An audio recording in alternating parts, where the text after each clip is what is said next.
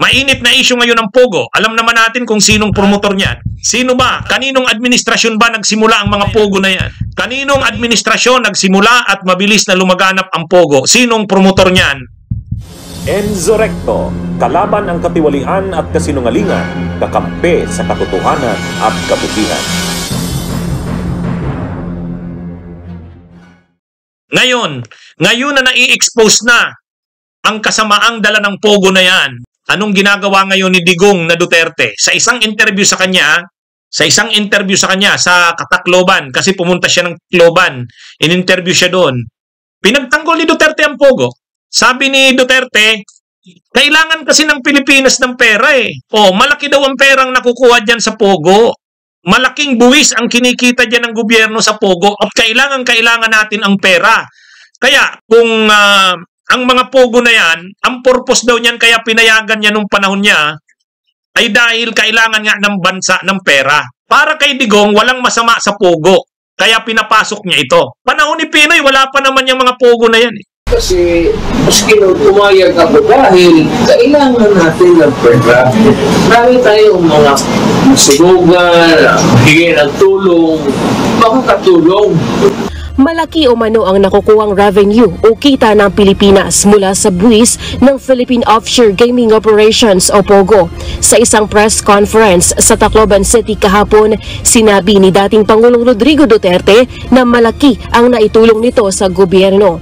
Noong 2021, pinirmahan ni former President Duterte ang Republic Act 11590 para patawan ng mas malaking tax ang POGO at ma-regulate ang illegal gambling operations sa bansa. Ang buwis na nakokolekta mula sa POGO ay inilaan sa Universal Healthcare Act, health facilities at budget para sa programa ng National Economic and Development Authority o NEDA. Ang dahilan daw kaya pinirmahan niya yung POGO na yan, ginawang legal yan, yung POGO, dahil nga malaki daw ang perang kinikita dyan ng bayan. Bakit? Gaano ba kalaki ang kinikitang buwis? Batay sa ulat ng Department of Finance, 8.8 billion pesos ang nakolektang buwis ng Bureau of Internal Revenue sa POGO noong 2022. Noong 2022 daw, kumita ang gobyerno ng 8 billion, buwis galing sa POGO, 8 billion daw. Ito ang sunod kong tanong. Malaki ba ang 8 billion? Sa tindi ng pinsala at kasamaang dala ng POGO, yung bang 8 billion na yon na kinita sa buwis ng POGO ay ano? Sige nga. Ay, yung 8 million na yan, maliit pa yan dun sa kinita, dun sa Farmally. Ito. Ikaw, Duterte, Digong, nung presidente ka, ilan ang confidential at intelligence funds mo? 4.5 billion. So, ibig sabihin, tinanggap nyo yung POGO na yan na grabe ang pinsala sa bayan. 8 billion lang yung kinita dyan ng gobyerno. Samantalang ikaw, yung confidential at intelligence funds mo, Digong, taon-taon, 4.5 billion pesos.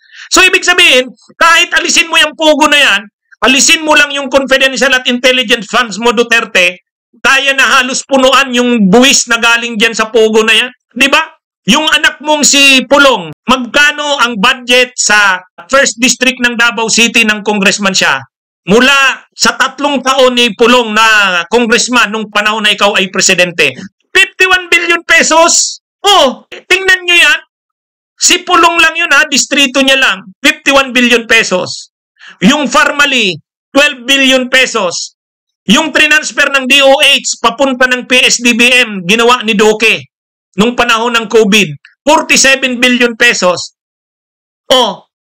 Pinahahalagahan nyo yung kinikita dyan sa POGO na 8 billion pesos, pero yung ninanakaw ninyo, yun ang malinaw doon. Yun ang sagot doon sa issue na yun. Mas mataas kumpara sa 3.91 billion pesos tax earning noong 2021. Itong pinagmamalaki nila, 2021 daw ang kinita sa POGO, 3.91 billion. Pero noong 2022, 8 billion. Batay sa ulat ng Department of Finance, 8.8 billion pesos ang nakolektang buwis ng Bureau of Internal Revenue sa POGO noong 2022. 8.8 billion. Noong 2022. Pinahahalagahan ni Duterte yung 8.8 billion. Kaya daw pinapasok niya ang POGO kasi kailangan natin ng pera. Ngayon, magkano ang kanyang confidential funds? 4.5 billion. Magkano ang budget ni Pulong, yung kanyang anak, sa loob ng 3 taon? 51 billion doon sa distrito lang ni Pulong. Ganyan karami ang pera ng bayan. Ha? So ang kailangan lang naman talagang gawin sa bansa natin, alisin ang pogo, alisin ang korupsyon. Maraming pera pa rin ang bayan. Hindi pogo ang solusyon.